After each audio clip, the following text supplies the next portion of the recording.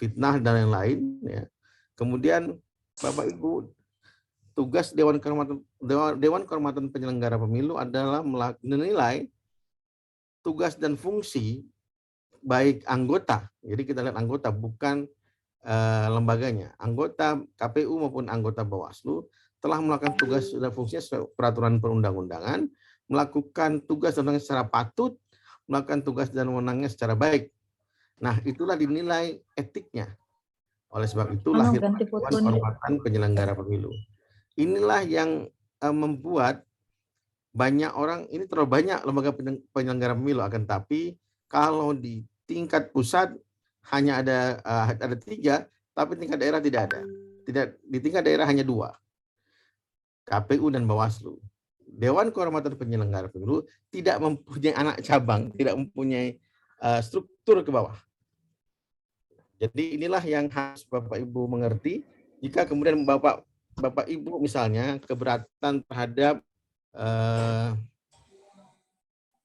pelaksanaan tugas dan fungsi baik KPU dan Bawaslu, maka Bapak Ibu bisa melaporkannya kepada Dewan Kehormatan Penyelenggaraan Pemilu. Dan kemudian Bapak Ibu juga bisa melaporkan kepada Bawaslu jika dalam penyelenggaraan pemilu, penyelenggaraan tahapan pemilu, terjadi hal-hal yang melanggar peraturan KPU ataupun undang-undang. Maka Badan Pengawas Pemilu berhak untuk melakukan pengawasan, melakukan teguran, melakukan juga putusan terhadap pelanggaran administrasi, pelanggaran pidana, atau pelanggaran yang lain. Nah, oleh sebab itu Bapak Ibu, inilah tugas dan fungsi Komisi Pemilihan Umum, kemudian Badan Pengawas Pemilu dan Dewan Kehormatan Penyelenggara Pemilu pada setelah tahun 2009 semakin lengkap. Bapak Ibu yang saya hormati, ke depan memang ada permasalahan di pemilihan umum, akan tetapi permasalahan ini seharusnya tidak menjadi persoalan ya. Ketika kita melakukan evaluasi, maka hal-hal apa saja yang bisa diperbaiki. Tentu tidak bisa bekerja sendiri. Badan Pengawas Pemilu, kemudian KPU tidak akan bisa bekerja sendiri tanpa bantuan, tanpa dorongan, sokongan dari masyarakat ataupun pemerintah maupun Dewan Perwakilan Rakyat. Dengan inilah kemudian sinergitas di antara kita untuk penyelenggaraan pemilu yang semakin baik, semakin langsung, umum, bebas, rahasia, jujur dan adil akan semakin lebih baik. Bapak Ibu, ke depan ini Badan Pengawas Pemilu nanti akan disampaikan oleh Mas Adit adanya program sistem informasi penyelesaian sengketa. Hal-hal inilah yang akan kemudian memperbaiki, membantu Badan Pengawas Pemilu untuk melakukan fungsi pengawasannya terhadap proses pendaftaran ataupun proses verifikasi yang dilakukan oleh Komisi Pemilihan Umum. Dan kami harapkan SIPS ini akan semakin lebih baik lagi. Bapak Ibu kalau ingin melihat putusan permohonan penyelesaian sengketa, maka Bapak Ibu bisa mendodolnya di sips.bawaslu.go.id. Inilah yang bisa kemudian Bapak Ibu lakukan untuk melakukan review, melakukan juga pendalaman terhadap putusan-putusan Bawaslu yang dikeluarkan dalam permohonan penyelesaian sengketa. Bapak Ibu, kita kembali kepada tugas dan fungsi Bawaslu. Fungsi Bawaslu RI adalah untuk menyusun pedoman, tata laksana, pengawasan seluruh proses penyelenggaraan pemilu. Jadi yang kita buat adalah tata cara, prosedur, dan pelaksanaannya. Dan kemudian kami mempunyai fungsi pencegahan dan penindakan. Fungsi pencegahan ini akan bisa dihubungkan dengan sosialisasi, ada namanya pusat pengawasan partisipatif, dan yang kemudian yang untuk penindakan akan terbagi menjadi penyelesaian sengketa dan penanganan pelanggaran. Penyelesaian sengketa berkaitan dengan keberatan peserta pemilu terhadap SK yang dikeluarkan oleh Komisi Pemilihan Umum dalam hal penyelenggaraan tahapan, memutuskan calon persoalangan dan lain-lain, memutuskan calon dan lain-lain. Dalam Undang-Undang 7 tahun 2017 mengenai pemilihan umum, maka penyelesaian sengketa ini bersifat final and binding, tidak bisa kemudian dibanding, kecuali dalam 3 perkara. 3 perkara itu adalah pertama penetapan peserta pemilu penetapan peserta pemilu. Yang kemudian adalah penetapan daftar calon tetap anggota DPR dan DPD.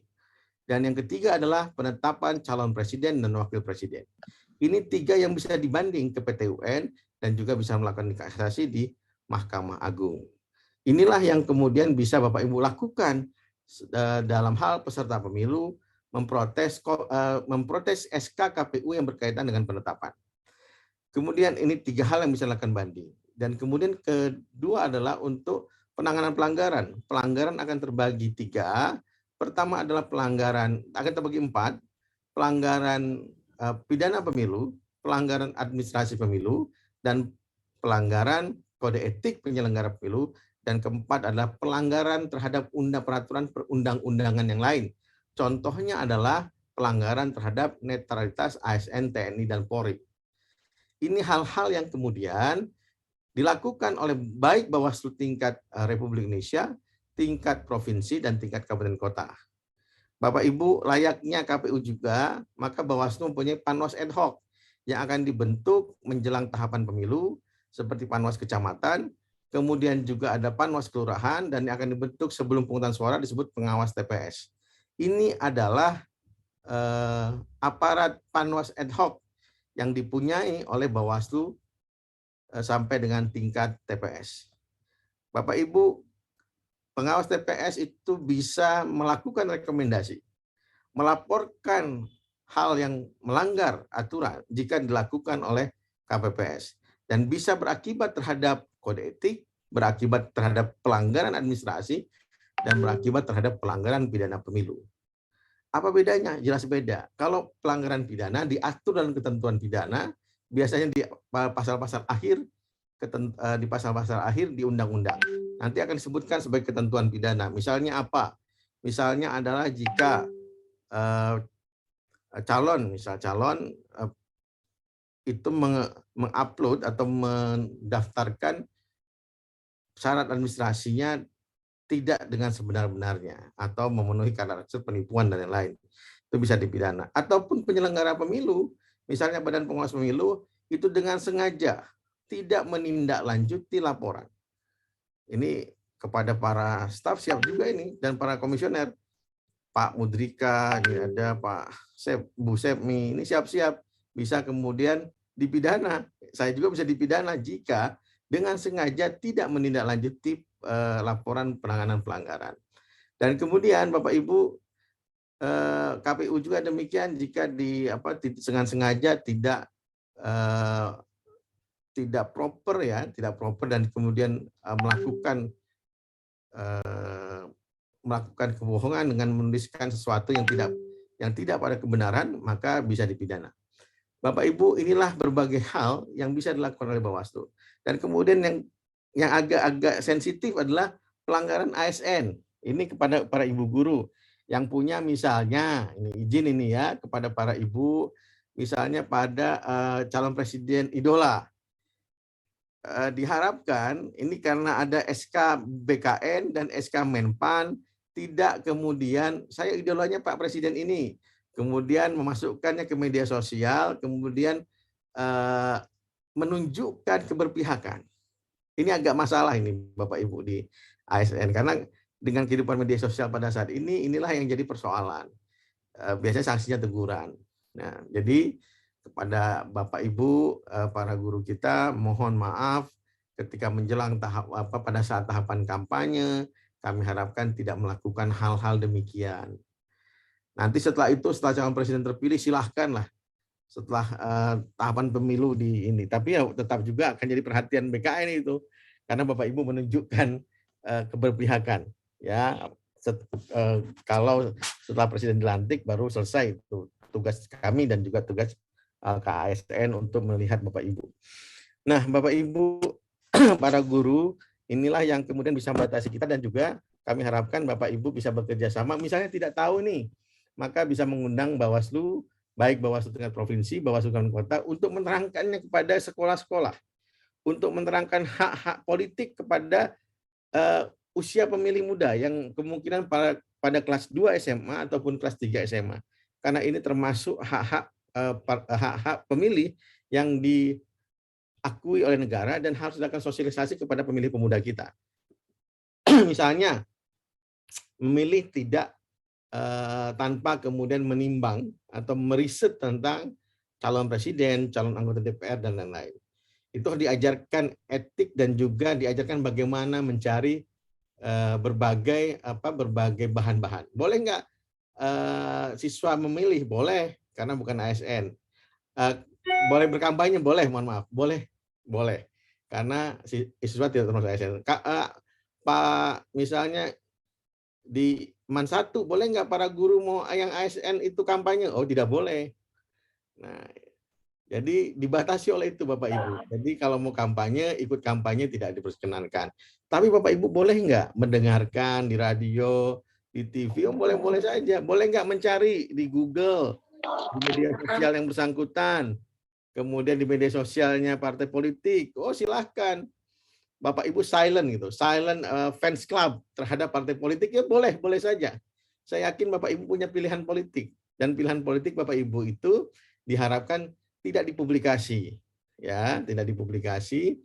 Dan kami harapkan juga, tapi tetap menjalin hubungan dengan partai politik. Boleh enggak kami misalnya ASN itu misalnya PGRI yang menaungi para guru ataupun nanti ya Bapak Ibu punya paguyuban, boleh nggak kemudian mengadu kepada partai politik untuk disambungkan kepada anggota DPR? Boleh, karena partai politik itu menyerap aspirasi Bapak Ibu semua. Tapi nggak kemudian Bapak Ibu pakai baju partai, itu nggak boleh. Tapi pakai baju dinas, itu kemudian menyampaikan unek-uneknya atau melakukan audiensi, itu diperkenankan Bapak Ibu. Jadi, dan kami harapkan ke semua partai lebih baik, ya, sehingga kemudian tidak ada yang yang verifikasi untuk hal tersebut. Nah, hal-hal inilah yang kemudian akan terjadi di lapangan nanti Bapak Ibu, dan kami harapkan Bapak Ibu nanti bisa kemudian menjalin kerjasama dengan Badan Pengawas Pemilu dalam hal sosialisasi, dalam hal menilai apakah Menpan, misalnya kami undang juga BKN untuk diundang, apakah ini kampanye atau tidak di media sosial. Bapak Ibu ingin lebih tahu lagi, kami membuka diri seluas-luasnya, ya, untuk Bapak Ibu melakukan diskusi dengan Badan Pengawas Pemilu dan Komisi Pemilihan Umum. Dan tadi saya lupa untuk menyampaikan terima kasih yang hadir Bang Isma, ya, dan juga Pak Aditya. Jadi nanti Bang Asad pasti akan memberikan materi tentang bagaimana menurut Bang Asad mengenai penyelenggaraan pemilu kita. Dan juga Saudara Adit mengenai bagaimana proses-proses SIPS dilakukan. Demikian Bapak Ibu, semoga menjadi bahan diskusi yang baik nanti ke depan. Jika saya tidak bisa menjawab atau kemudian agak hang dan lain-lain, maka ada Pak Afrizal dan Pak Wen yang akan mendampingi Bapak Ibu semua. Saya yakin kedua orang ini sangat mahfum terhadap aturan-aturan dan juga bagaimana pengawasan di pemilu. Terima kasih Bapak Ibu semua. Saya mohon maaf jika ada kata yang salah. Billahi fisabil haq fastabiqul khairat wallahu muwaffiq ila aqwamit thoriq. Wabillahi taufiq wal hidayah. Wassalamualaikum warahmatullahi wabarakatuh. Selamat pagi Bapak Ibu, salam sejahtera, sehat selalu dan berkah selalu. Waalaikumsalam warahmatullahi wabarakatuh. Terima kasih Pak Kordi, Pak Rahmat Bagja yang tadi sudah menjelaskan, sudah memberikan pemahaman yang sangat jelas kepada Bapak Ibu serta sekalian, khususnya terkait dengan pendidikan hukum pemiluan. Saya ucapkan terima kasih sekali lagi. Nanti jika ada pertanyaan dari Bapak-Bapak dan Ibu-Ibu peserta, bisa mengirimkan chat ke kami, nanti kita kumpulkan dulu. Nanti bisa di sesi terakhir, nanti kita bacakan pertanyaannya. Mungkin seperti itu. Yang selanjutnya, Bapak Ibu peserta sekalian, yang besar tidak saya sebut gelarnya, yang kecil tidak saya sebut namanya. Kita langsung saja memberikan kesempatan kepada narasumber kita yang kedua. Ini adalah Pak Aditya Nugraha, SH. Beliau adalah tim asistensi Bawaslu Republik Indonesia, Divisi Penyelesaian Sengketa. Beliau akan menjelaskan terkait dengan layanan aplikasi Sistem Informasi Penyelesaian Sengketa. Nah, ini nanti bisa Ibu pahami dari penjelasan beliau terkait dengan SIPS ini. Waktu dan tempat saya persilakan, Pak Adit. Baik, terima kasih Pak Win. Yang saya hormati Bapak Rahmat Bagja, selaku anggota Bawaslu Republik Indonesia yang menangani koordinator divisi penyelesaian sengketa, kemudian Ketua dan anggota Bawaslu Provinsi Jambi, Kepala Kesekretariatan, dan seluruh jajaran staf di Bawaslu Provinsi Jambi. Kemudian juga pada seluruh peserta di sini yang terus terang ini pertama kali saya melakukan bertemu atau bertatap muka, walaupun kita tidak secara langsung bertatap muka, tapi saya biasanya ketika kami melakukan sosialisasi SIPS ya, atau sistem informasi penyelesaian sengketa, ini baru pertama kali lah ada guru, ada dari pendidik ini ya. Ini terus terang suatu kehormatan buat kami karena bisa menyajikan sistem yang terhitung ini sebenarnya masih muda umur dari sistem ini. Nah, apa itu sistem informasi penyelesaian sengketa? Kalau saya sajikan dalam definisi-definisi yang IT mungkin nanti Bapak Ibu agak rumit memahaminya, tapi sederhananya seperti ini. Bawaslu itu juga selain menjalankan fungsi pengawasan, pencegahan, dia juga menjalankan fungsi penindakan. Penegakan hukumnya itu bisa berupa penanganan pelanggaran dan pelanggaran administrasi lainnya. Nah, khusus yang sekarang kita berbicara mengenai penegakan hukum dalam bidang penyelesaian sengketa. Nah, apa itu penyelesaian sengketa? Tadi Pak Bagja udah sedikit banyak mengupas seluk-beluk pemiluan, gitu ya. Nah, penyelesaian sengketa ini adalah apabila ada para calon peserta pemilu, calon ada keberatan dengan putusan yang diterbitkan dikeluarkan oleh KPU gitu, sesuai dengan daerahnya masing-masing. Nah, kalau keberatan putusan tersebut, mereka bisa mengajukan permohonan ke Bawaslu. Nanti permohonan tersebut diproses melalui pemeriksaan. Kalau di pemilu, proses pemeriksaan itu melalui mediasi, jadi sebelum diperiksa dalam suatu persidangan, maka diusahakan perdamaian terlebih dahulu, mediasi. Nah, kalau musyawarah namanya, kalau di pemilihan namanya musyawarah. Kurang lebih sejenis saja, persidangannya akan tetap digelar, kurang lebih sama sebenarnya, hanya sedikit-sedikit berbeda di istilah saja. Nah, kenapa dijalankan secara, kan bisa saja permohonan keberatan itu diajukan secara biasa-biasa saja, tidak perlu suatu mekanisme persidangan. Ini demi menjaga asas keterbukaan ya, segala sesuatu proses yang dijalankan di Bawaslu itu kita buka seterang-terangnya ya. Kemudian kita juga tidak menutup-nutupi di mana dalam proses pengambilan keputusan itu justru para pihak terlibat di dalamnya gitu.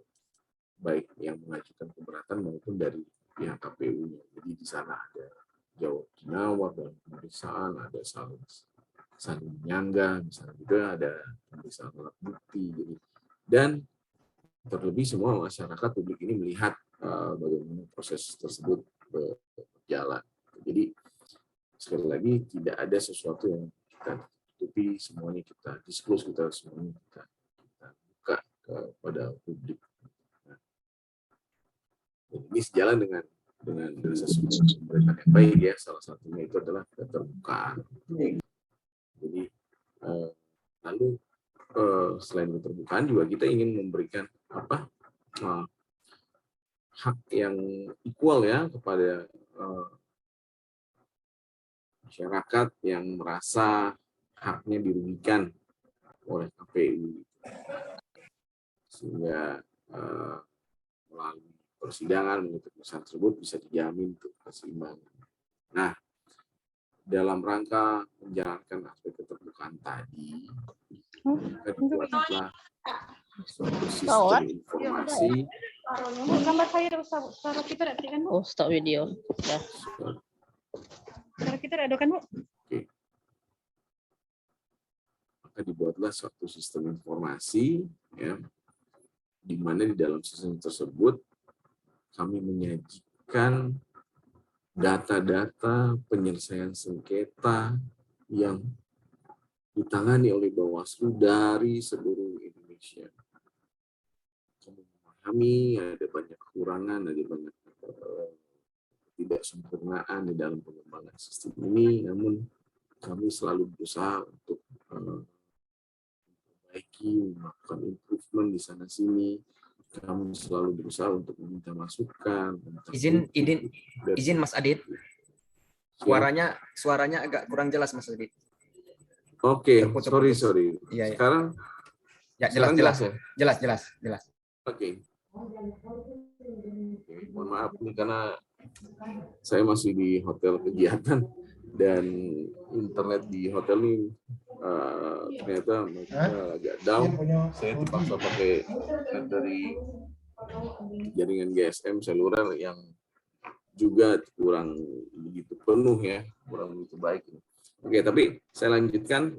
Kalau suara saya agak terganggu lagi, nanti tolong saya dikonfirmasi, mungkin akan saya coba perbaiki. Baik, jadi sistem informasi ini memberikan data-data, terutama ini bagi para stakeholder kita. Kemudian juga mungkin di sini tadi saya dengar juga ada dari beberapa perwakilan partai politik, parpol. Nah, ini juga bisa menjadi data ini merupakan sesuatu yang sangat berharga, gitu ya. Bagi kami ini sendiri merupakan ini semacam performance report ya kepada masyarakat, kepada publik ini, bahwa Bawaslu ini kami ini bukan tidak hanya laporan kinerja ya, ini seperti laporan kinerja kita kepada masyarakat bahwa kami ini melakukan ini semua, kami melakukan pekerjaan ini semua. Gitu. Banyak dan saya juga agak tidak menyangka ternyata angka laporan penyelesaian sengketa itu ternyata begitu tinggi ya. Saya agak terkejut gitu ya, apalagi waktu kami yang lalu itu angkanya begitu tinggi dan saya agak takjub juga, nggak berasa kita jalanin penyelesaian sengketa ternyata angkanya cukup tinggi. Banyak masyarakat ya tidak memahami dan tidak mengetahui bahwa sebegitunya kinerja kami itu. Buat saya ini suatu achievement gitu ya, kita bisa menyelesaikan berbagai macam penyelesaian sengketa, walaupun di sisi lain mungkin ada juga yang bilang kalau banyak sengketa berarti mungkin pencegahan yang kurang gitu ya. Tapi di sisi lain buat kami ini suatu achievement, tapi kan tidak banyak masyarakat yang mengetahui hal ini, bahwa kerja Bawaslu itu apa sih ya. Banyak yang hanya mengira ya pemilu itu kan cuma sekali-sekali aja gitu kan, periode aja, dia nggak setiap tahun ada pemilu, nggak setiap saat ada pilkada. Maka ini dan melalui sistem ini kami ingin menjadikan, bukannya kami ingin mau ria gitu ya, enggak, tapi ini kami akan menetapkan bahwa ini hasil capaian kami, ini adalah hasil kinerja kami, dan di dalamnya ada nilai-nilai yang ada hal-hal yang bisa diambil pelajaran. Contoh, kalau bagi partai politik itu bisa dilihat, bisa bagi peserta ya, untuk kami itu bisa dilihat datanya pada tahapan mana aja sih yang sering terjadi sengketa. pada tahapan apa saja, di mana saja penyelesaian sengketa itu angkanya begitu tinggi. Kemudian di daerah mana saja pada daerah mana saja angka penyelesaian sengketanya itu begitu tinggi. Kemudian di daerah mana saja yang hasil penyelesaian sengketanya misalnya lebih banyak mengabulkannya. Nah, melalui data informasi ini kami bisa sajikan semua gitu. Nah, buat stakeholder ini bisa terutama buat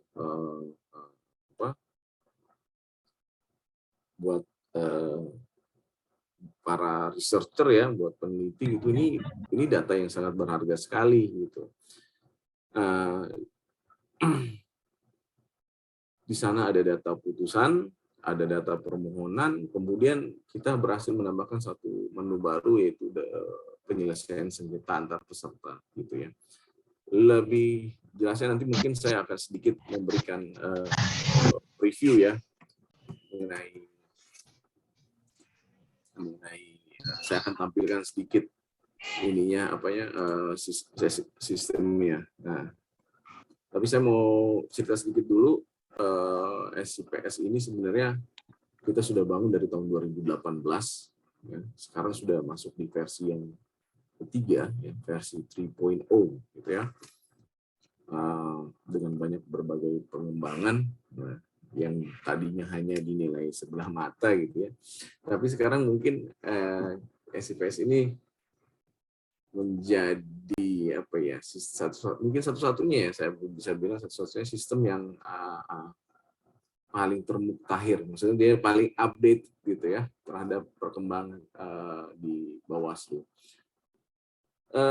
Di versi 3.0 ini ada beberapa menu ya yang ditambahkan. Kalau sebelumnya di versi 2.0 itu SIPS ini dibangun dengan basis workflow-nya itu adalah di pilkada ya, jadi ini untuk mengantisipasi pilkada. Kemudian di versi yang 3.0 ini karena kita akan menghadapi pemilu juga, maka dia juga ditambahkan menu penyelesaian sengketa untuk di pemilu. Nah, yang paling terasa ya kalau di versi 3.0 ini itu adalah adanya data-data mengenai putusan-putusan ya yang sudah lampau ya. Sampai detik ini kalau tidak salah yang paling lampau itu sampai di tahun 2013. Saya dari Kepulauan Riau kalau nggak salah ada data penyelesaian sengketa dari tahun 2013. Nah,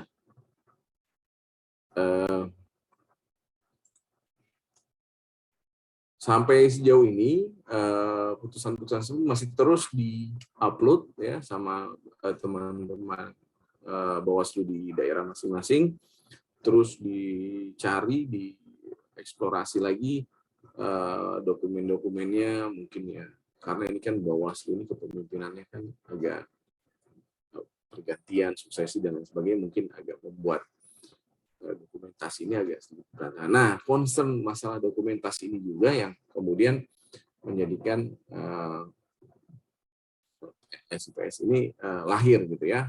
Pertama, Pak Rahmat Bagja yang sangat concern sekali nih mengenai dokumentasi, arsipan gitu ya, data-data ini kemana gitu ya, dan selalu meminta update mengenai perkembangan data angka statistik penyelesaian sengketa. Nah, atas dasar latar belakang itu maka dibuatlah satu sistem ini gitu ya. Nah,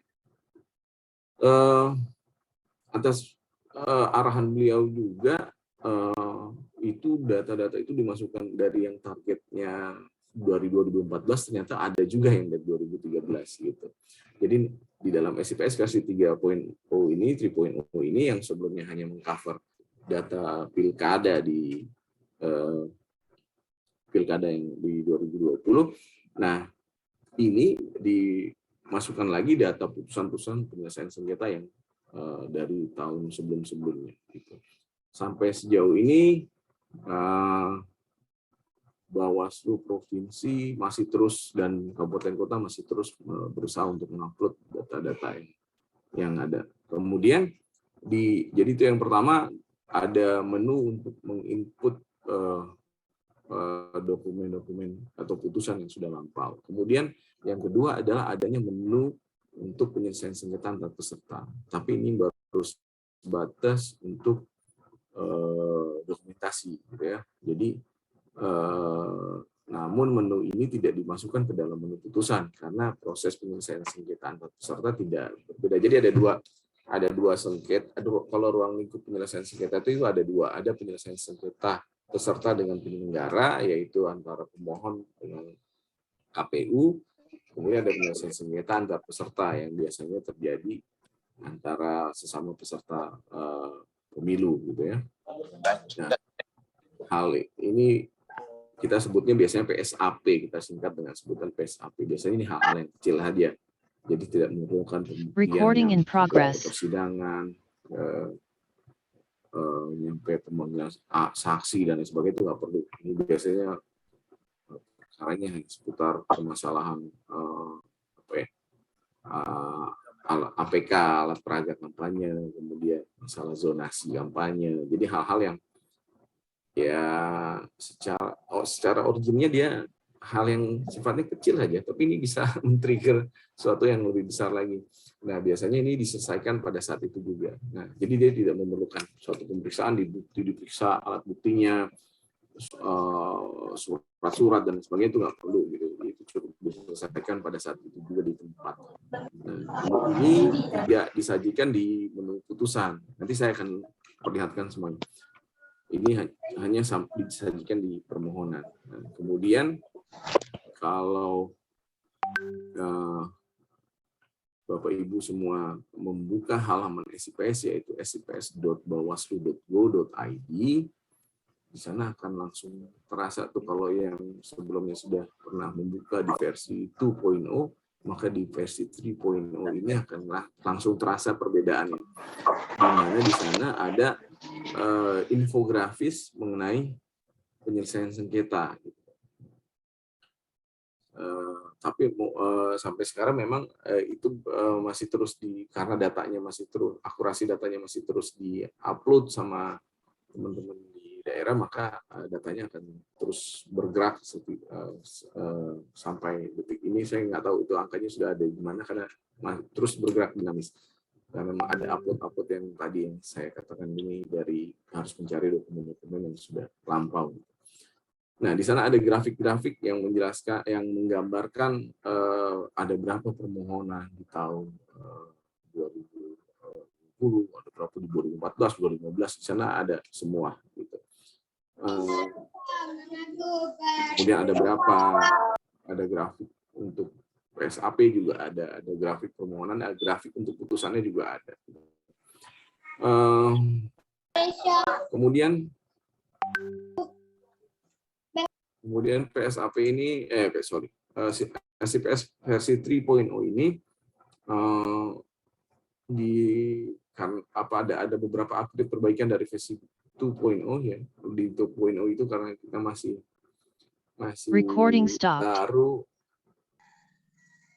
baru recording in progress. Jadi masih ada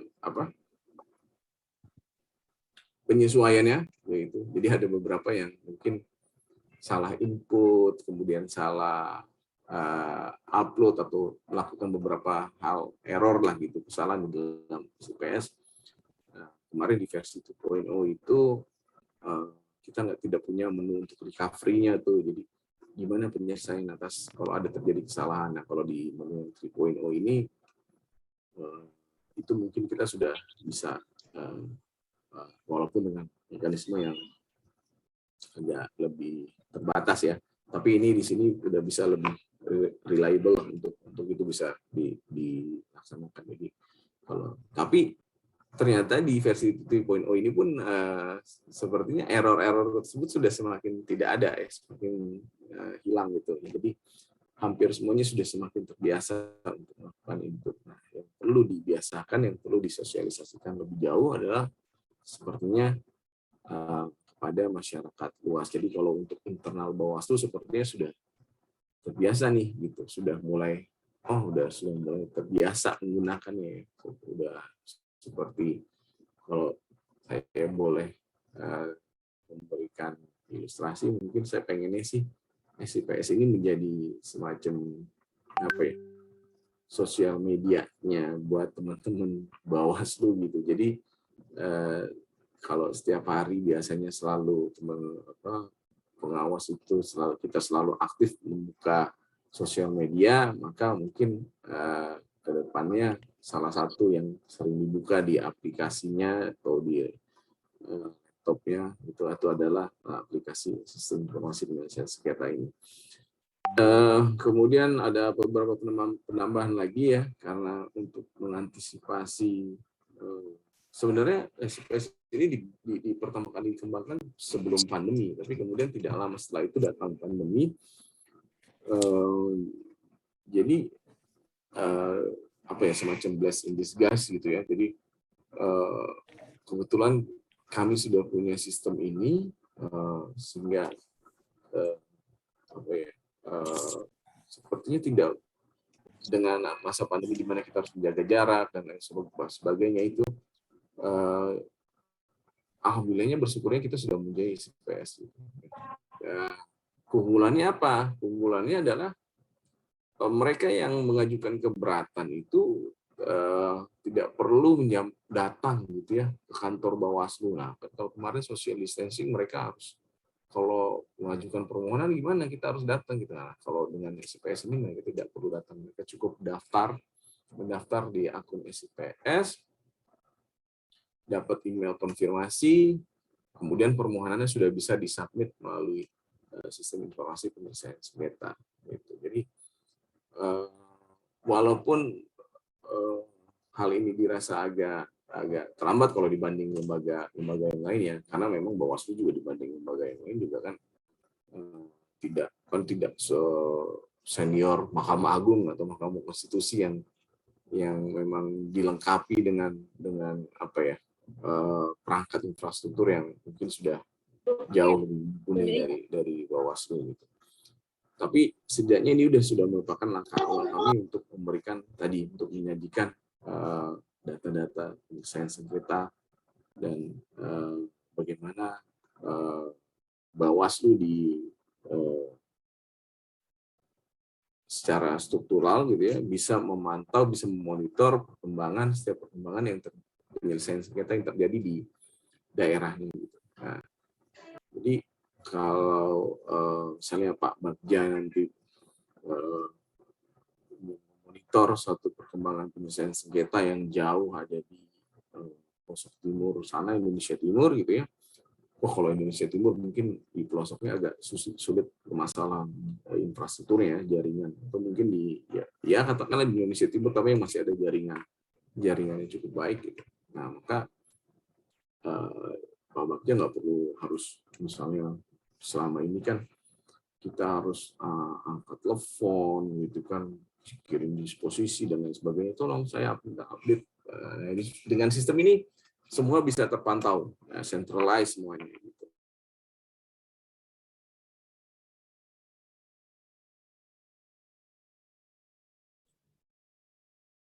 Terputus Pak Adit. Pak Adit.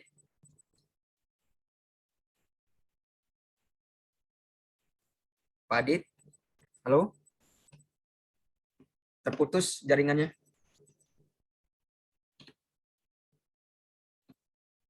Ya, baik.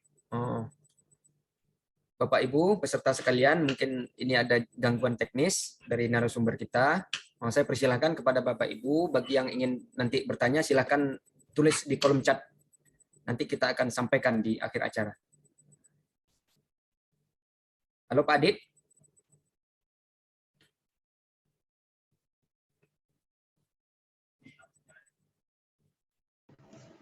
Halo Pak Adit.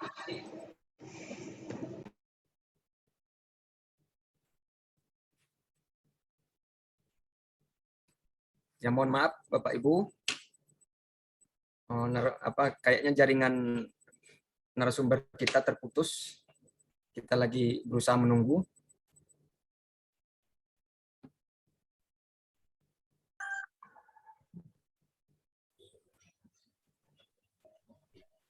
Gimana Pak Kordip?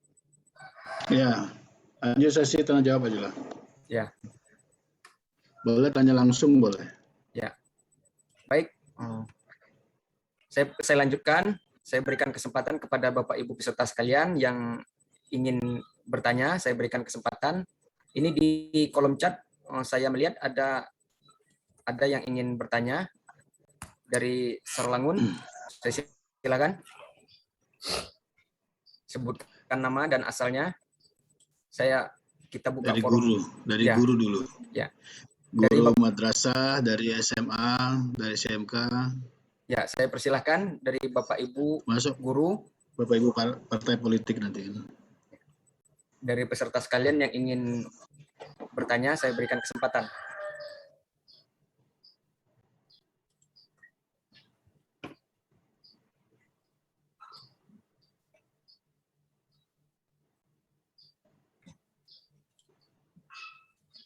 Ada MH Hadami dari Serlangun yang ingin bertanya, saya berikan kesempatan. Silakan bergabung.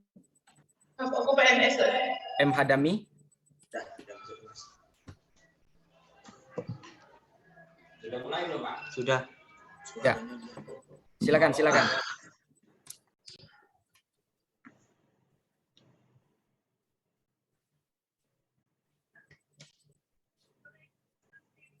Agak lama ini gangguan teknisnya.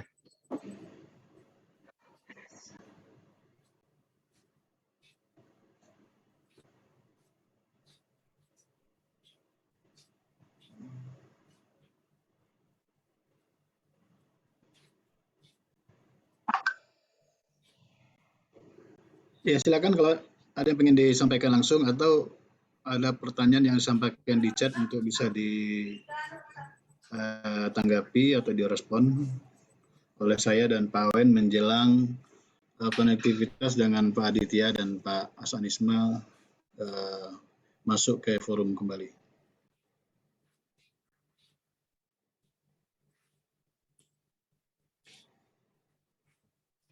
Silakan Gus. Ya.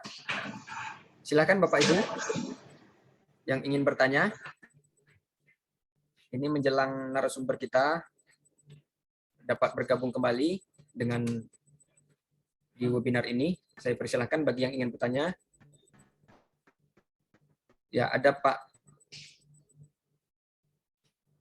Hamadi ya dari Serlangun ya. Silakan.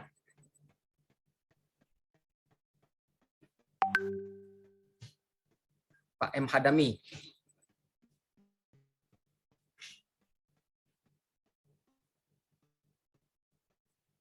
Itu suaranya belum dibuka, Pak.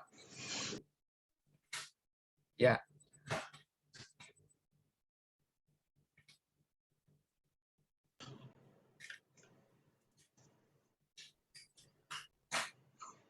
Halo Pak Hadami, bisa mendengar? Suaranya tidak kedengaran Pak dari sini. Gangguan teknis ya.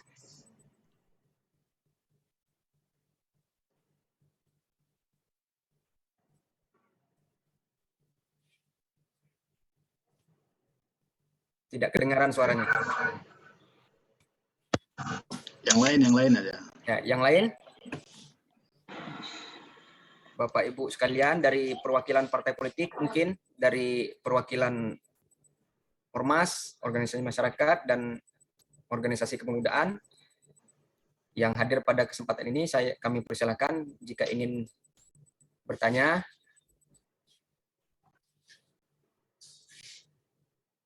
Tidak ada. Ya. Mungkin Pak Kordip, arahannya. Ya. Baik Yang, jadi ini terputus koneksi karena memang ini kami juga tidak jauh sama Pak Aditya Nugroho ini, karena masih dalam satu rangkaian kegiatan di Banten ya, dalam rangka Rakornas persiapan penyelesaian sengketa menghadapi pemilu. Nah, untuk itu mungkin Pak Adit juga akan berusaha masuk kembali. Mudah-mudahan terkoneksi dengan forum ini. Selanjutnya nanti sebentar lagi mungkin Pak Asad juga akan bergabung. Tolong dipantau nanti lewat moderator Agus Kurnia Baratasakti, moderator. Jika memang beliau sudah masuk di forum ini, tentu kita persilakan untuk menyajikan atau menyampaikan materi.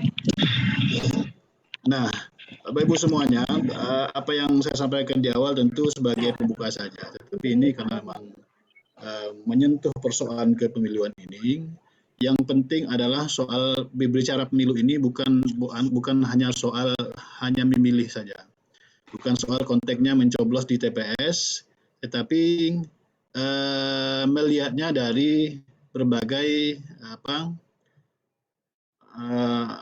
konstruksi hukum, ya, dalam pelaksanaannya, dalam persiapannya maupun dalam penegakan hukum pemilunya atau electoral enforcement-nya. Nah, ini yang penting.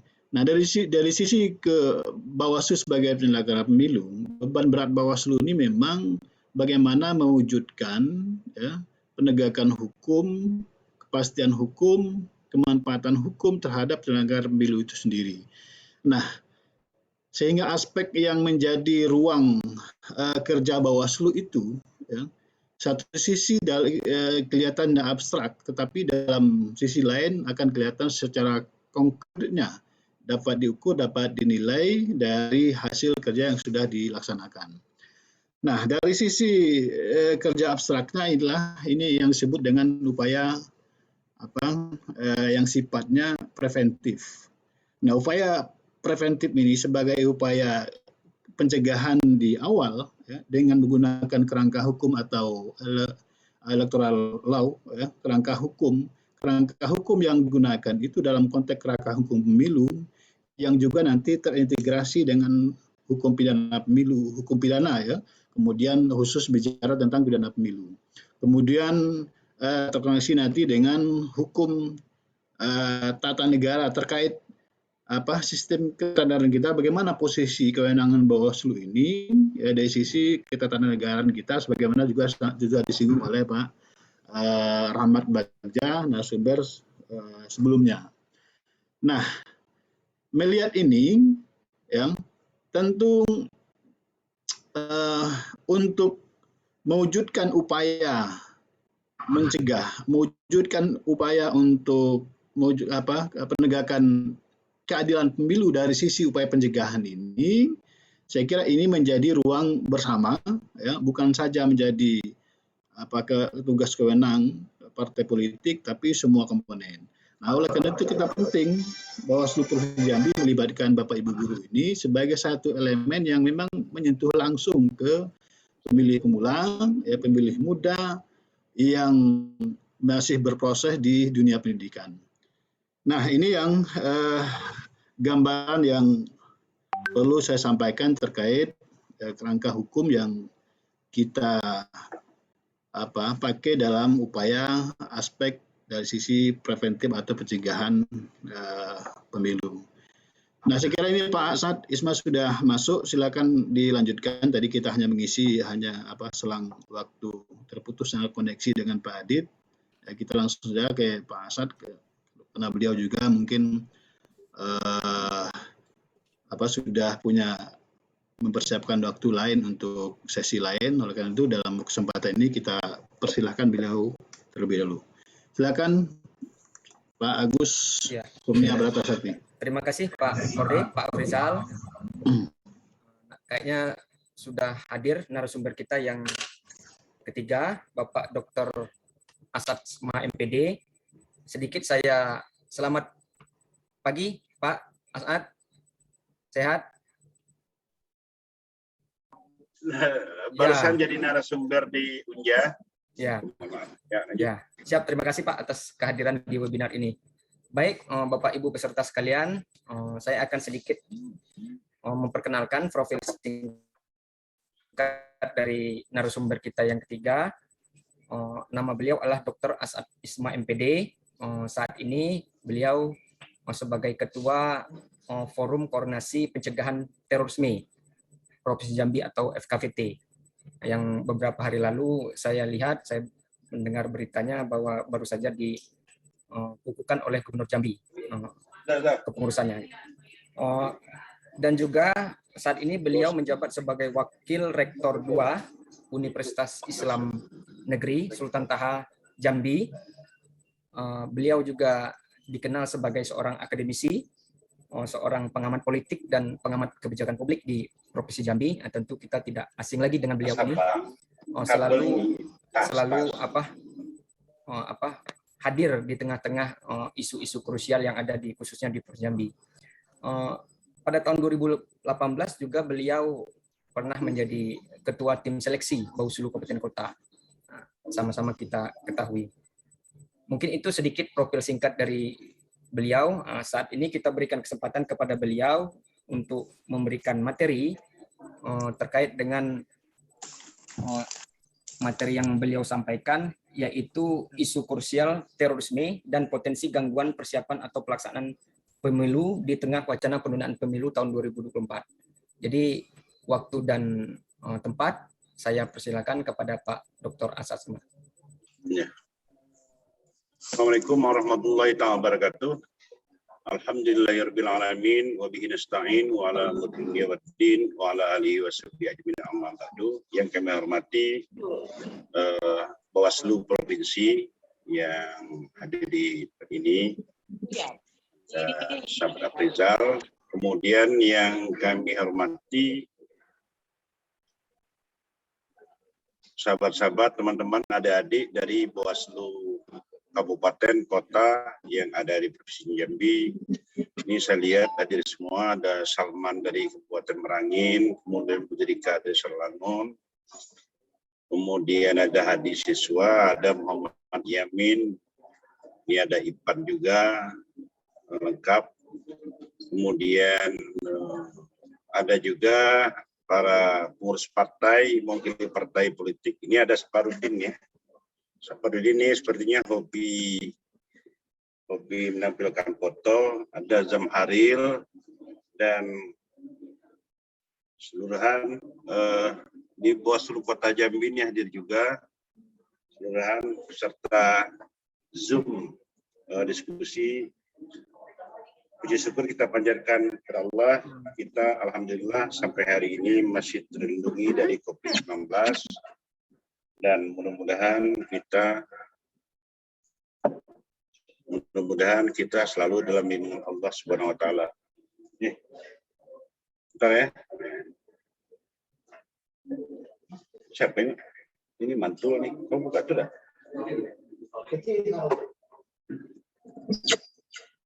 Jadi saya mohon maaf karena saya waktu bersamaan menjadi narasumber di LP2M Universitas Jambi dalam rangka pembekalan mahasiswa yang KKN, dan pembekalan ini juga terkait dengan isu-isu sebagaimana disampaikan oleh Agus Kurnia Brata. Jadi kebetulan saya 2 bulan dan kemarin baru dikukuhkan di Malang sebagai Ketua FKPT Forum Koordinasi Pencegahan Terorisme.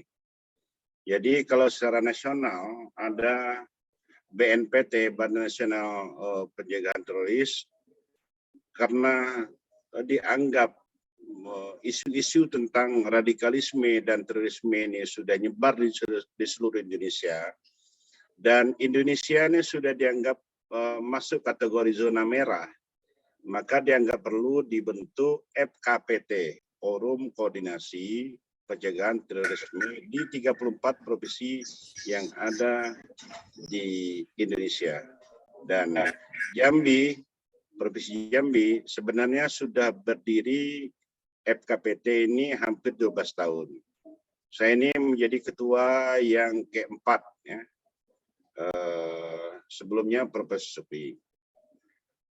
Tugas dari FKPT ini sejak dimandatkan menjadi ketua, kita banyak diajak diskusi. Kemarin di Wirotop sebelum itu kita mengorganisir guru-guru pelopor moderasi di Aston. Salah satu yang kita galang adalah bagaimana Indonesia ini tetap harmoni. Indonesia tetap harmoni adalah Indonesia yang damai. Termasuk dalam konteks pemilu yang insya Allah kalau tidak itu pemilu yang damai, pemilu yang aman, dan pemilu yang tetap mengokohkan negara Indonesia NKRI. Karena kita ini kalau menurut data intelijen, NKRI ini kalau tidak dikelola dengan baik, maka kita termasuk menjadi ancaman. Karena banyak ideologi transnasional yang masuk ke Indonesia, kemudian ideologi paham keagamaan, bukan agamanya salah, tapi paham keagamaan, pandangan agama yang keliru, yang terus berkembang. Dan kita tahu banyak partai yang mengeksploitasi agama untuk kepentingan politik, yang menggalang emosi masyarakat untuk mendapat dukungan politik, termasuk isu-isu etnisitas, isu-isu krusial yang bisa menggoyahkan sendi-sendi kehidupan kebangsaan kita. Pengalaman yang paling puncak itu adalah pengalaman kita pemilu 2019.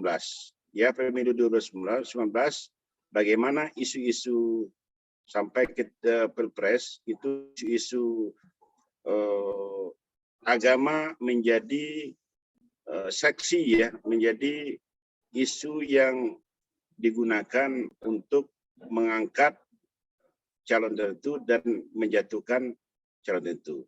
Maka harapan kita adalah,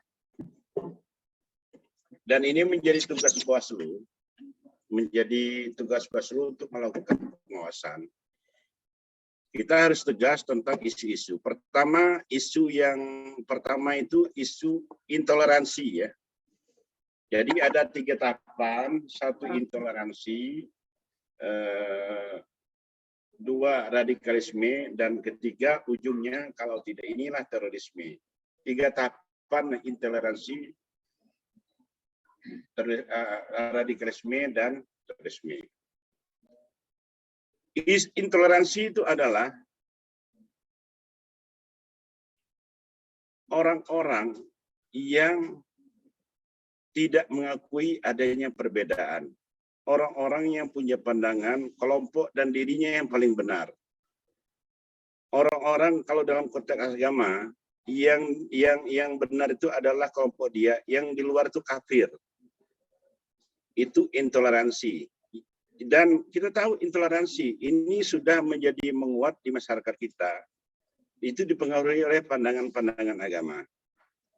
Indonesia ini tidak akan pernah ada kalau intoleransi ini pernah ada di pikiran para pendiri bangsa ini. Kita tahu Indonesia ini ada karena pendiri bangsa itu menghargai bahwa Indonesia ini tidak boleh, Indonesia itu harus menghargai perbedaan agama, suku, dan sebagainya. Makanya tidak pernah ada agama dijadikan dasar negara, tapi adalah Pancasila, Undang-Undang 45 jadikan dasar. Tapi Pancasila itu terinspirasi oleh nilai-nilai agama, mempengaruhi nilai-nilai pandangan hidup. Kita tahu di tengah masyarakat sekarang berkembang pandangan mulai dari acara-acara di sekolah-sekolah yang tidak boleh lagi menyanyikan lagu Indonesia Raya, sekolah-sekolah yang juga tidak lagi membolehkan berkibarnya merah putih, dan sekolah-sekolah yang malah mengajarkan pandangan-pandangan tata negara yang lain ya, khilafah dan sebagainya. Dan itu tidak sederhana kalau kita melihat data intelijen, bahwa pandangan ini menyebar ke banyak tempat, menyebar ke tokoh-tokoh, menyebar menjadi kurikulum pembelajaran. Di Jambi pun kita punya data banyak itu. Dan seperti di UIN itu ada dosen, PNS dosen, tapi dia anti negara Pancasila. Bayangkan, digaji negara jadi dosen, tapi anti Pancasila. Dan kita panggil, kita proses, kalau Anda tetap mau bertahan jadi PNS, Anda sebagai warga negara, Anda sebagai abdi negara, Anda harus komit dengan komitmen itu. Itu contoh. Dan itu kita panggil karena data. Tapi yang di bawah tanah ini kita tidak tahu, banyak yang punya pandangan-pandangan lain. Dan di Jambi ini kita dapat banyak punya laporan dan kita tidak menuduh, tapi ada kelompok-kelompok pengajian yang punya afiliasi ke partai-partai tertentu. Kelompok-kelompok pengajian yang diorganisir yang punya afiliasi ke partai tertentu. Dan isu-isu yang dibangun, bagaimana isu-isu tentang bahwa partai A itu begini, partai B itu begini, maka pilihlah partai ini. Nah, potensi model inilah yang bisa membahayakan dan bisa menjadi potensi terhadap ancaman berlangsungnya pemilu yang jurdil. Maka kita, terutama Bawaslu, harus terus menggalang bagaimana intoleransi ini tidak berkembang di kalangan partai politik. Intoleransi ini tidak menjadi isu-isu dalam kampanye partai politik, dan isu-isu ini harus dihindari menjadi materi kampanye penggalangan dukungan kalangan partai politik. Kalau sudah semangat intoleransi yang berkembang, kita khawatirlah, akan khawatir itu akan timbul konflik, gesekan dan sebagainya. Dan itu tentu ini akan mengganggu bagaimana kita membangun pemilu yang jujur, adil, ya, jurdil.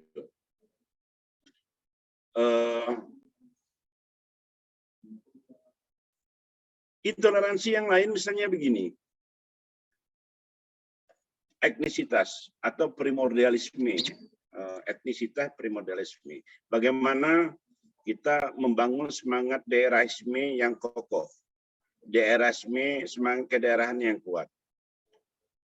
Ya, itu sah-sah saja, tapi jangan menjadi tema yang betul-betul tema yang terbuka dalam isu-isu penyelenggaraan pemilu.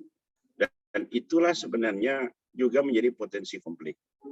Intinya, kita dorong Bawaslu dan kita bersama FKPT juga terus mengkampanyekan bagaimana membangun moderasi, mengkampanyekan bagaimana membangun toleransi.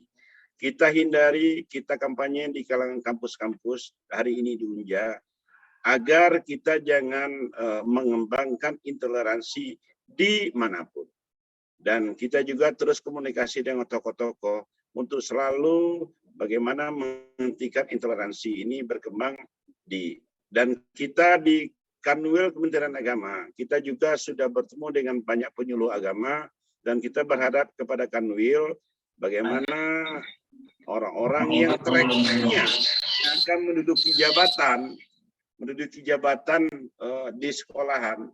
Jangan sampai orang yang duduk di dalam jabatan itu orang-orang yang punya pandangan intoleran terhadap intoleran baik dari segi agama maupun dalam konteks kenegaraan kita. Kemudian kalau sudah tahapan intoleransi ini sudah membeku di dalam dirinya, maka dia akan bergerak menjadi seorang yang radikal. Jadi intoleransi bergerak lagi, tumbuh berkembang, punya semangat radikalisme. Radikalisme itu ada dua. Pertama, radikalisme statis ya. Artinya statis, pikirannya radikal, tapi tidak melakukan tindakan apa-apa. Dalam dunia akademis, radikalis itu dianjurkan. Terutama kalangan mahasiswa filsafat itu diajarkan harus berpikir radikal. Berpikir radikal itu berpikir sampai ke akar-akar masalah. Sampai dibongkar, kalau ada akar diangkat lagi. Jadi dalam dunia akademis itu boleh. Itu namanya radikalisme statis. Yang bahaya itu adalah radikalisme yang berafiliasi, radikalisme yang bergerak, yang radikalisme yang dimanifestasikan dalam bentuk tindakan. Apabila dia berafiliasi ke kelompok-kelompok yang bisa membahayakan sendi-sendi bahasa ini, itu bisa membahayakan keutuhan NKRI. Maka tugas kita bersama, termasuk Bawaslu, FKPT bersama-sama, bagaimana jangan sampai kelompok-kelompok radikal yang membangun semangat radikalisme ini tumbuh di kalangan dunia politik dan partai politik. Karena ujung dari radikalisme adalah pasti terorisme. Jadi tahapannya itu intoleran, radikal, dan terorisme. Untuk itu kepada para penyelenggara pemilu, terutama para Bawaslu, sampai ke struktur di bawah, mari kita menjaga jangan sampai intoleransi radikal ini berkembang agar Indonesia tetap harmoni. Lebih kurang mohon maaf, saya iri. Wassalamualaikum warahmatullahi wabarakatuh. Waalaikumsalam warahmatullahi wabarakatuh. Terima kasih Pak Dr. Asasma MPD, narasumber kita, yang telah menyampaikan begitu sangat jelasnya terkait dengan keberagaman dan toleransi kepada semua lapisan masyarakat, khususnya terkait dengan persiapan dan penyelenggaraan pemilu serentak tahun 2024 yang akan datang. Terima kasih saya ucapkan kepada narasumber kita, Pak Dr. Asasma MPD. Untuk itu saya berikan kesempatan langsung kepada Bapak Ibu peserta sekalian, Bapak Ibu guru, untuk bisa bertanya dari perwakilan tokoh masyarakat, OKP, dan perwakilan partai politik. Diberikan kesempatan untuk bertanya kepada narasumber kita. Selagi Bapak Dr. Asasma masih memberikan kesempatan, masih bisa mengikuti kegiatan webinar kita kali ini. Saya persilahkan.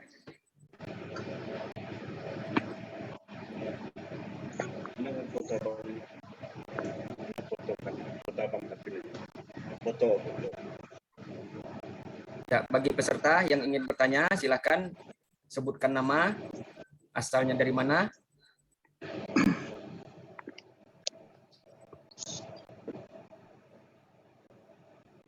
Ya, belum ada. Izin Bang, bertanya Bang. Ya, silakan.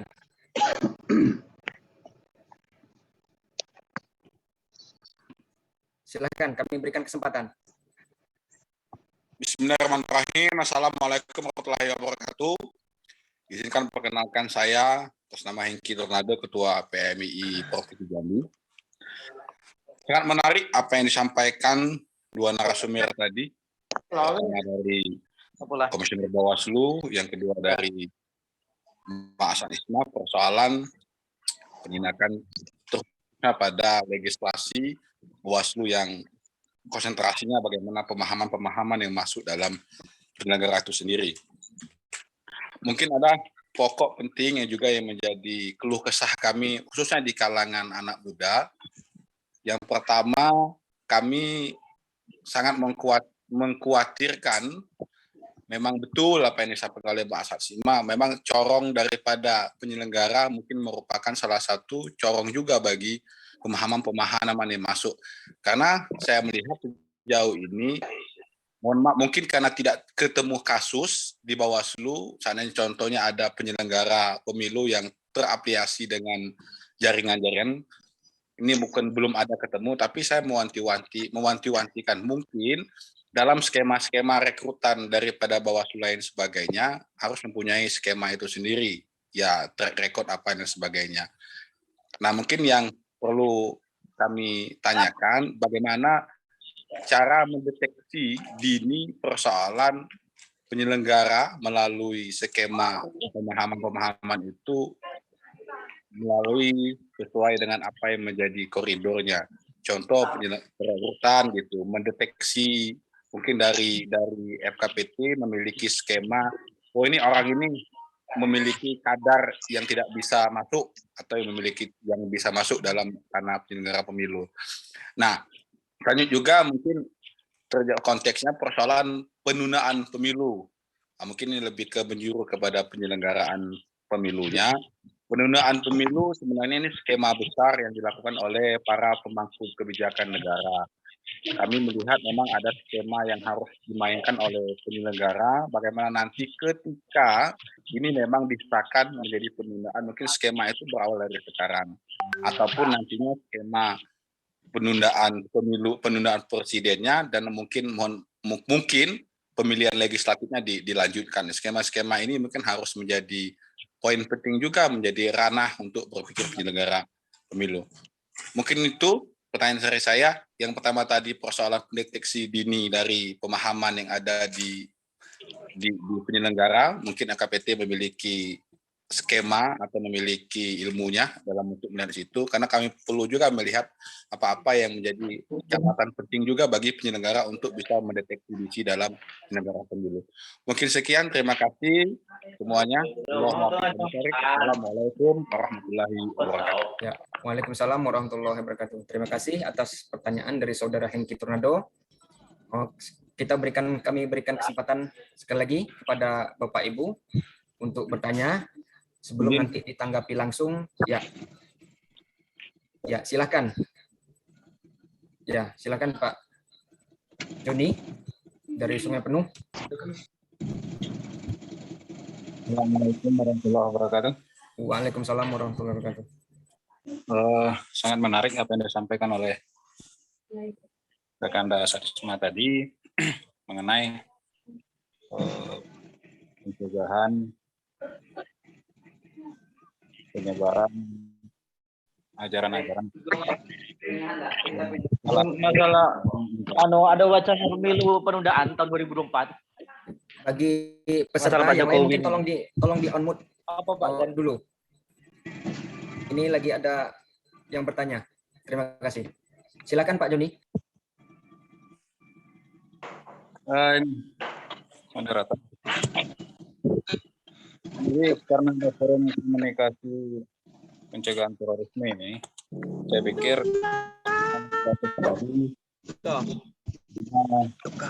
sangat penting. Ini bukan saja dalam konteks agama atau paham, tapi bisa saja hal ini bisa ke ranah partai. Izin Pak Jumiral, ya. Suaranya agak putus-putus Pak. Mau nih jaringan. Ya. Sekarang gimana? Ya, langsung saja.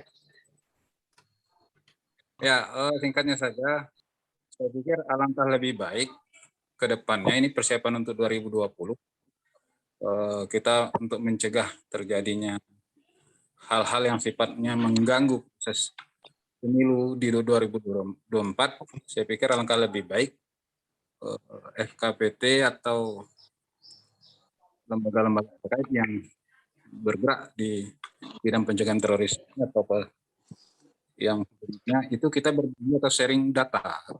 Artinya ketika verifikasi calon untuk peserta pemilu, baik itu caleg-calegnya dan segala macam, itu bisa terdeteksi dari dini. Jadi saya percaya dan yakin mungkin lembaga yang dipimpin oleh Bang Ases ini sudah punya data-data semua, termasuk itu yang disampaikan tadi ada baik itu konteks penyelenggara pun itu juga harus kita lakukan pencegahan sedini mungkin. Jadi mungkin itu saja harapan saya untuk kedepannya, kalau kita share data atau informasi yang berkaitan dengan caleg, partai politik, peserta pemilu ataupun penyelenggara kedepannya. Terima kasih. Kembalikan. Baik, terima kasih Pak Jumiral. Saya berikan kesempatan yang terakhir, yang ketiga. Jika ada peserta yang ingin bertanya, saya berikan kesempatan. Boleh saya jawab dua dulu ya. Nanti dijawab langsung oleh narasumber kita. Oh ya, langsung Pak. Ya, pertama pertanyaan Hengki Tornado. Jadi pertama deteksi dini ya. dan penyelenggara pemilu. Jadi sebenarnya ke depan memang rekrutmen penyelenggara pemilu itu harus berawal dari tracking ya. Tracking artinya kita mempelajari latar belakang. Kalau di dunia intelijen, tracking itu termasuk di media sosial yang dimiliki oleh yang bersangkutan, mulai dari Facebook, mulai dari IG sampai ke TikTok, itu di tracking di situ. Di tracking itu sampai 1 tahun, 2 tahun sebelum itu dikaji bagaimana konten-konten Facebooknya, konten-konten IG-nya, termasuk konten-konten YouTube-nya. Apakah ini saya contoh, ada seseorang itu yang potensial akan menjadi pejabat S2, tapi akhirnya gagal karena ada rekomendasi terkait dengan tracking dunia media sosial yang dimilikinya. Dan apa yang ditulis di media sosial sebagai konten itu tidak sesederhana yang kita bayangkan. Kita menulis status, menulis caption, menulis apa, atau kita membagi-bagikan sebuah posting, itu menyangkut ada afiliasi pikiran dan afiliasi ide dan keterkaitan ideologi. Dan teman itu gagal karena ternyata dia lupa mendelete posting di Facebooknya. Ternyata 1,5 tahun yang lalu ada dia memposting satu posting dan ada dia membagikan konten-konten di-share kemana-mana, dan ternyata itulah yang dianggap dia menjadi bagian dari upaya membangun radikalisme. Dan kita harap penyelenggara pemilu, mulai dari penyelenggaraan pemilu provinsi, kabupaten, kota sampai ke kecamatan, sampai gitu harus di-tracking semuanya. Di-tracking semuanya, media sosialnya, afiliasinya, itu harus kita lakukan. Agar kalau penyelenggara pemilu mulai dari atas sampai bawah, itu sudah di-tracking afiliasi pergaulannya, insya Allah akan mudah kita melakukan tracking terhadap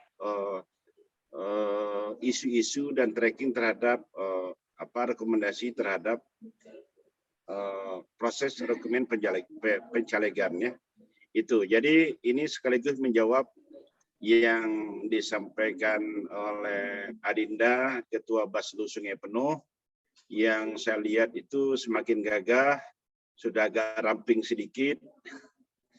Jadi mirip seperti itu, setuju sekali tracking. Tapi biasanya sahabat-sahabat sekalian, Badan Intelijen Nasional itu tidak tinggal diam. Kemudian Badan Analisis Intelijen Strategis itu juga akan membackup data.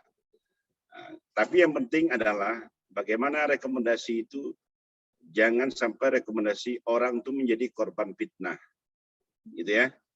Nah, jadi objektif, datanya valid dan sebagainya. Jadi Juniwal, Ketua Bawaslu Sungai Penuh, saya pikir sangat bagus sekali untuk ke depan, mulai dari Bawaslu sampai ke penyelenggara pemilu, potensi-potensi orang-orang yang kita anggap terlalu radikal itu bisa dihentikan di awal. Kemudian yang kedua, yang penting dalam konteks apa yang ditanyakan Hengki, kalau diskursus atau polemik itu biasa. Itu masalah menunda pemilu 3 periode, itu biasa, itu polemik. Sebuah keputusan itu dalam teori pengambilan keputusan, sebelum diambil itu kan diuji dulu di publik dengan diskursus atau polemik. Itu cara melihat reaksi ya. Nah, selagi belum menjadi sebuah ketetapan, sebelum menjadi sebuah keputusan, sebelum menjadi aturan, ya itu kita anggap biarlah itu menjadi wacana publik ya. Nah, Kalau memang sudah menjadi ketetapan, sudah menjadi aturan, itu bertentangan dengan payung hukum kita Undang-Undang 45, melanggar bertentangan dengan Pancasila, ya harus kita tolak. Melanggar bertentangan dengan konstitusi, ya harus kita tolak. Kalau masih bersifat wacana, menjadi bagian dari polemik, itu biasalah. Nah, saya pikir itu ya, jawaban kedua dari pertanyaan tersebut. Lanjut. Ya. Terima kasih. Mas Gus. Ya, silakan. Kita berikan kesempatan. Ya, silakan. Ada ya, dari Tebo. Mas Rahman, silakan. Bismillahirrahmanirrahim. Assalamualaikum warahmatullahi wabarakatuh. Yang saya hormati Ketua Bawaslu Provinsi dan saya hormati para pembicara di forum ini. Dan saya hormati teman-teman Bawaslu dan para parpol yang tidak pada hari ini. Baik, saya ingin mengerucut pada pembicara tadi yang disampaikan oleh Bang Hasan Isma, bahwa intoleran ini selalu masuk dalam pemilu maupun pilkada, yang sering itu dalam pilkada. Nah, tentu saya ingin melihat bagaimana intoleran ini dalam satu kelompok apapun, tentu ada ukuran-ukuran atau kriteria sehingga kita sebagai Bawaslu bisa mendeteksi bahwa ini ada intoleran yang sebenarnya tidak boleh masuk dalam ke parpol atau ke kelompok yang lain. Nah, tentu ini menjadi dasar kami, maka kami ingin tahu kriteria apa yang harus Bawaslu ketahui ketika itu menjadi pelanggaran dalam setiap kontestasi pemilu atau pilkada. Saya kira itu Pak Mas Agus yang ingin saya tanyakan, kurang lebihnya saya mohon maaf. Assalamualaikum warahmatullahi wabarakatuh. Waalaikumsalam warahmatullahi wabarakatuh. Mungkin bagaimana Pak Dr. Asesma bisa ditanggapi langsung terkait pertanyaan Pak Surhaman dari Tebo. Mohon izin. Ya, atau saya berikan kesempatan yang lain lagi untuk bertanya. Agus, kalau ada yang lain lanjut ya. Ya, ya, dipersilakan. Baru kita jawab semua. Ya, izin Pak. Silakan. Ya, siap. Silakan Mas. Dari Bawaslu Batanghari Pak Agus. Ya. Assalamualaikum warahmatullahi wabarakatuh. Yang kami hormati Bapak Dr. Asisma sebagai narasumber, dan kami hormati juga Bapak Akizal, Kodim Sengketa Bawaslu Provinsi Jambi, dan rekan-rekan seluruh peserta webinar. Mungkin langsung saja terkait materi yang disampaikan oleh Bapak Dokter tadi. Hari ini Kemenkumham sudah menyampaikan data partai politik. Lebih kurang ada 73 partai politik yang berbadan hukum yang akan ikut serta di dalam pemilu serentak 2024. Ada berbagai macam latar belakang, agama, dan lain-lain, suku budaya. Artinya, hari ini terkait organisasi maupun partai politik maupun penyelenggara pemilu yang terafiliasi dalam konteks yang disampaikan tadi, radikalisme atau intoleran, ini kan tentu banyak persepsi yang memandang ini. Artinya peran penting KPU, Bawaslu, dan juga lembaga KPT tadi dalam rangka meminimalisir adanya oknum-oknum atau memang beberapa ormas atau partai politik yang diindikasikan sebagai akan ikut mengkampanyekan intoleran dan radikalisme. Tentu ini bukan hal yang mudah. Apalagi ada 73 partai politik yang terdaftar, yang berbadan hukum yang sudah disampaikan oleh Menkumham ke KPU. Dan ini akan menjadi tugas berat KPU, Bawaslu, dalam rangka minimalisir tidak ada partai politik yang berafiliasi dengan intoleran dan radikalisme. Nah, pertanyaan saya adalah hari ini, artinya ada potensi sengketa, potensi pembelaan diri dari partai politik yang nantinya apabila diindikasikan bahwa mereka menjadi pendukung intoleran dan radikalisme. Nah, ini mungkin saya tanyakan juga nanti dengan Bapak Rizal juga. Jadi sejauh mana nanti peran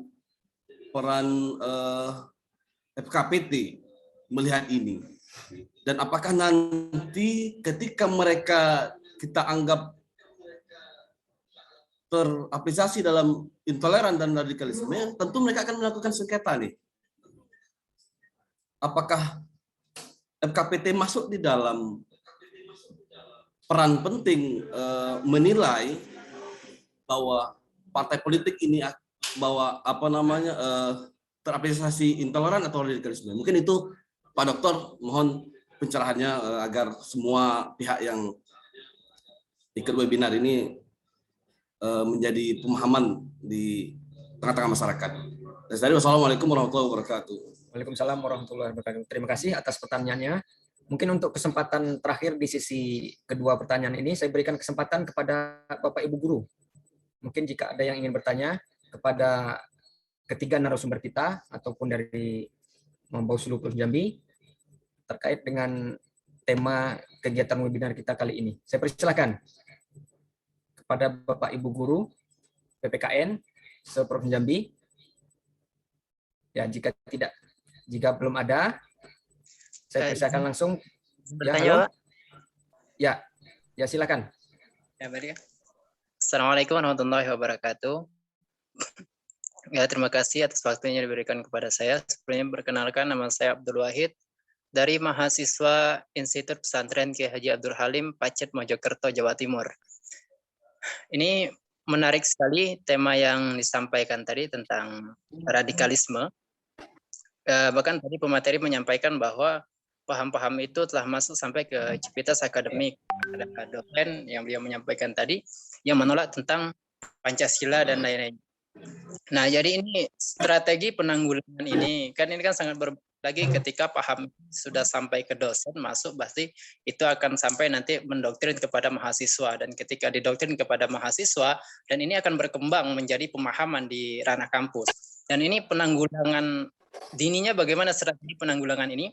Kok bisa sampai balik ini setengah sendirinya. Mulai setelah menjadi ASN abdi negara tapi terindikasi pemahaman. Yang kedua, apakah penanggulangan ini hanya dilakukan oleh instansi pemerintah atau lembaga-lembaga tertentu, dan apakah masyarakat bisa ikut serta dalam penanggulangan pemahaman intoleran dan lain sebagainya? Dan bagaimana ini perlindungan hukum kepada ketika masyarakat memang dibolehkan di situ, perlindungan hukum kepada masyarakat yang mengadukan hal tersebut. Mungkin itu yang saya tanyakan. Sekian, terima kasih. Assalamualaikum warahmatullahi wabarakatuh. Waalaikumsalam warahmatullahi wabarakatuh. Ya, terima kasih Mas Abdul Wahid dari Mojokerto, Jawa Timur yang sudah sudi kiranya untuk bergabung dalam kegiatan webinar ini. Saya terima kasih atas pertanyaannya. Mungkin langsung saja saya berikan kesempatan kepada narasumber kita, Pak Dr. Asma, dan mungkin nanti langsung bisa dilanjutkan kepada dari Bawaslu Provinsi untuk menjawab 3 pertanyaan yang disampaikan tadi. Waktu dan tempat saya persilakan. Ya, terima kasih. Ini 3 pertanyaan ini hampir beririsan ya. Pertama, kita tahu partai politik yang mengajukan ke Menkumham itu bukan hanya 73, tapi lebih dari 150 ya. Tapi sebagian dianggap gagal tidak memenuhi aturan-aturan yang berlaku. Jadi negara ini sebenarnya sudah menerapkan prinsip-prinsip aturan syarat pendirian partai politik. Jadi di tingkat kenegara itu ada Menkumham, dan tentu ini tidak terlepas dari koordinasi lembaga-lembaga terkait. Di tingkat nasional ada BNPT, itu menjadi lembaga juga menjadi sumber informasi dalam pengambilan hukum, pengambilan keputusan secara nasional. Karena BNPT itu langsung di bawah presiden. Ya, maka kepala BNPT itu pangkatnya selepel dengan menteri kan. Dan tentu BNPT sebagai lembaga resmi negara itu juga diminta masukan-masukan terhadap arah ideologi dan sebuah visi misi sebuah partai politik. Itu satu di tingkat nasional. Jadi lolosnya sebuah partai sehingga menjadi 73 itu tidak semudah yang kita bayangkan. Itu melalui proses dokumen segala macam. Ingat, yang diperiksa itu adalah dokumen. Kalau di dalam dokumen itu ditemukan sebuah kalimat yang tidak punya komitmen terhadap Undang-Undang 45 dan Pancasila, pasti tidak diloloskan. Itu harus kita ingat. Itu di tingkat partai politik. Kemudian kedua, menjawab pertanyaan Surahman ya, tadi dari Bos tadi, Surahman, bagaimana kita terkait dengan intoleransi. Nah, partai biasanya kan mengajukan calon ya. Kita contohlah seperti Lembaga Adat Provinsi Jambi. Ada seseorang yang akan dimasukkan dari menjadi pengurus Lembaga Adat Provinsi Jambi. Ternyata dia jadi Badan Intelijen Nasional, mengeluarkan dokumen dan merekomendasikan bahwa orang tersebut jangan dimasukkan ke dalam pengurus karena terindikasi. Akhirnya orang tersebut tidak dimasukkan menjadi pengurus LAP. Nah, contoh-contoh model ini banyak lembaga terkait mulai dari Badan Intelijen Nasional yang juga dalam membuat rekomendasi itu tentu bersumber dari data-data tracking yang dilakukan terhadap orang tersebut. Dan kita yakin ke depan masalah penjalegan itu seperti itu. Dengan tetap berpegang pada prinsip praduga tak bersalah, peraturan perundang-undangan berlaku, dan data-data tracking dia selama ini itu menjadi bahan masukan kepada partai politik. Kita yakin itu kan, itu Surahman. Nah, terkait bagaimana kita memberi batasan dari intoleransi, itu yang jelas intoleransi yang paling ekstrim itu adalah intoleransi yang menolak perbedaan dan maaf ngomong itu mengkafirkan kelompok lain yang berbeda dengan kelompok dia, termasuk yang kita tahu yang berusaha membangun ideologi haluan negara di luar dari haluan negara resmi Pancasila. Itu garis besarnya. Tapi variabel-variabel yang lain itu banyak dan itu tidak bisa kita diskusikan secara terbuka. Dan kami juga punya berkepentingan diminta atau tidak diminta, nanti kita juga akan memberi rekomendasi termasuk tracking mulai dari penyelenggaraan pemilu, termasuk dalam persoalan dan permen pencalegan. Dan sekarang kita sudah mulai itu menjawab pertanyaan yang dari Jawa Timur ya, tadi ya. Mojokerto. Jawa Timur dari Mojokerto. Abdul Wahid. Saya ini termasuk orang baru di FKPT. Tapi saya banyak mendapat pelajaran baru ketika di Malang, ketika di Bali kemarin. Dan kita baru sadar Indonesia ini sudah termasuk lampu merah dalam konteks kita tahu ideologi internasional yang masuk ke Indonesia.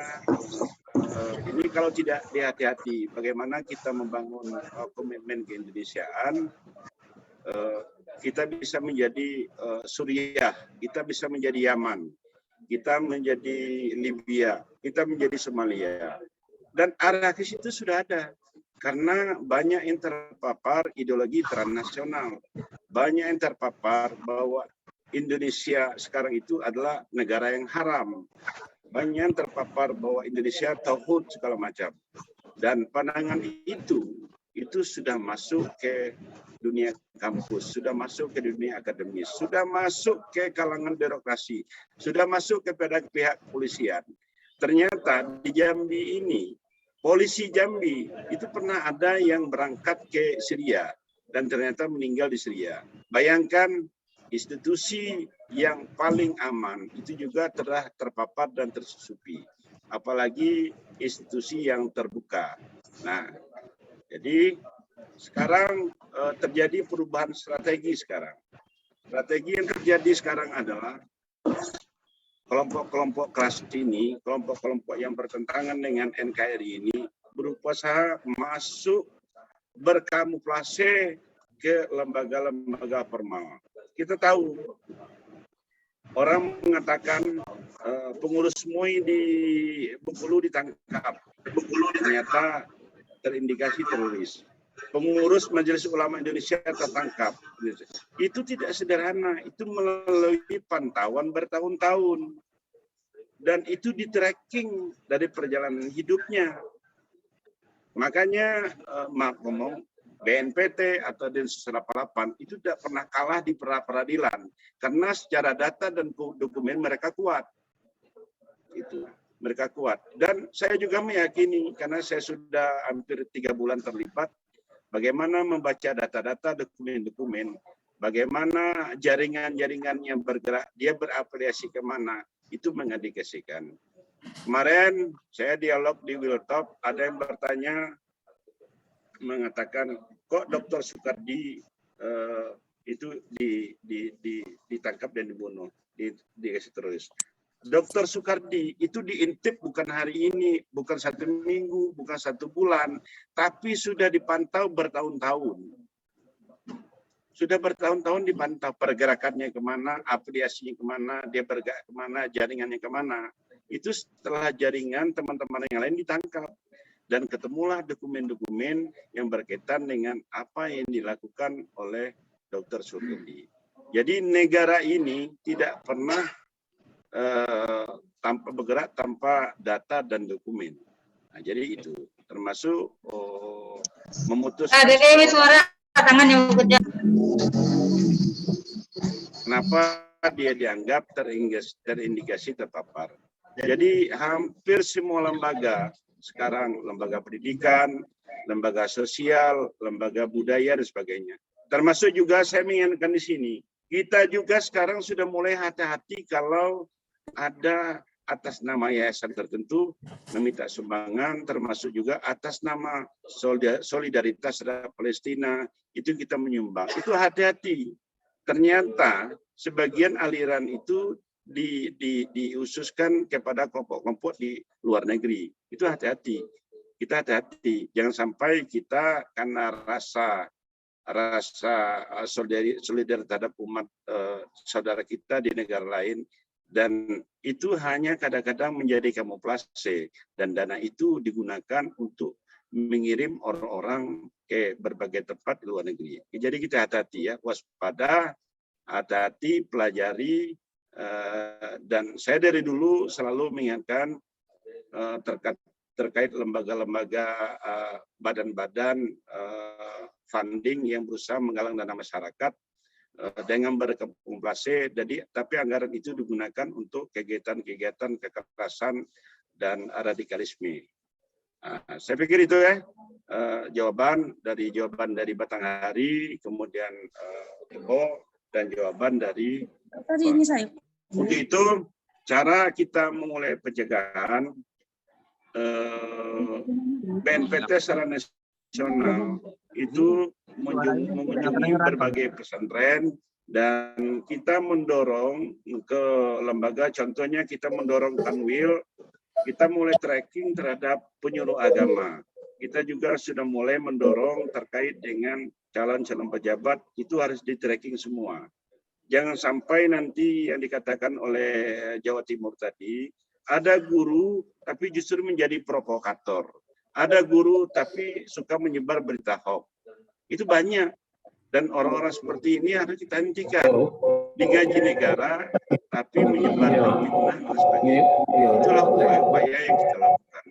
Hari ini saya berada di Universitas Jambi. Ini pembekalan terhadap mahasiswa KKN. Itu juga dalam rangka bagaimana membangun toleransi. Dan kita mendorong tokoh-tokoh menjadi pelopor untuk membangun moderasi beragama. Kita mendorong para aktivis untuk membangun moderasi agama. Tentu kerja-kerja seperti ini tidak bisa hanya menjadi kerja FKPT, tidak hanya menjadi kerja forum kewaspadaan kebangsaan tidak bisa hanya menjadi kerja BNPT dan sebagainya, tapi menjadi agenda dan kita kerja bersama. Selagi kita masih menginginkan Indonesia hari ini bisa kita wariskan kepada anak cucu kita. Saya pikir itu ya. Terima kasih. Baik, terima Kembali kasih. ke moderator. Ya, baik, terima kasih atas penjelasan narasumber kita tadi. Mudah-mudahan apa yang disampaikan tadi kepada Bapak Ibu sekalian bisa dipahami, khususnya terkait dengan isu-isu krusial terorisme yang bisa menghambat ataupun mengancam keberagaman khususnya di tatanan kehidupan di Provinsi Jambi.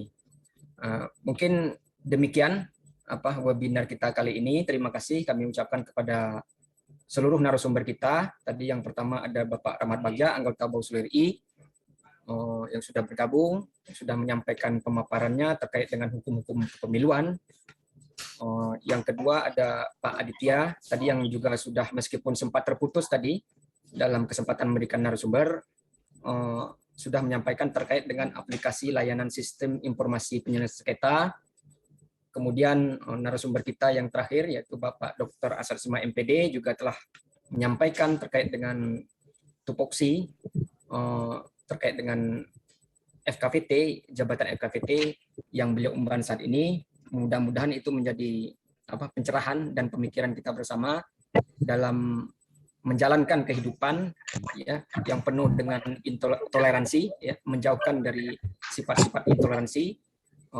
Mudah-mudahan ini juga menjadi suatu sosialisasi dan persiapan yang matang bagi Bawaslu khususnya yang bekerja sama dengan Diknas Pendidikan Provinsi Jambi dan Kementerian Agama Provinsi Jambi dalam mengadakan webinar kali ini. Saya ucapkan terima kasih sekali lagi kepada para narasumber, para peserta sekalian yang berkesempatan dan telah bergabung dalam kegiatan kali ini. Dan saya akhiri mewakili Bawaslu Provinsi Jambi dan rekan-rekan sekalian, saya akhiri. Wassalamualaikum warahmatullahi wabarakatuh. Waalaikumsalam warahmatullahi wabarakatuh.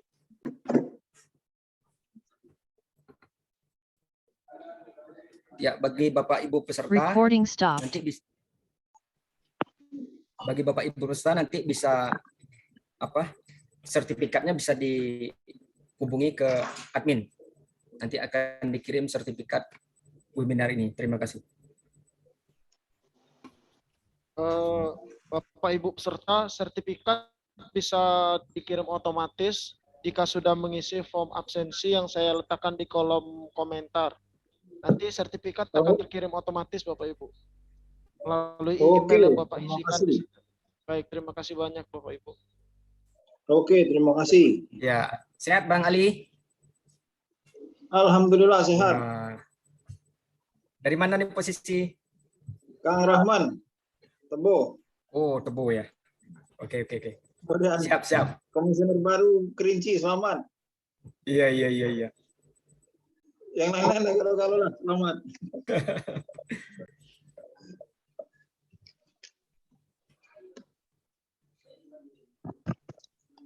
Jaga Bang Ali. Assalamualaikum Bang Ali. Mon, buka Mon. Abang kabar Bang? Buat Mon. Gimana Bang? Mon Tungkal, sampai di Tanjab Timur.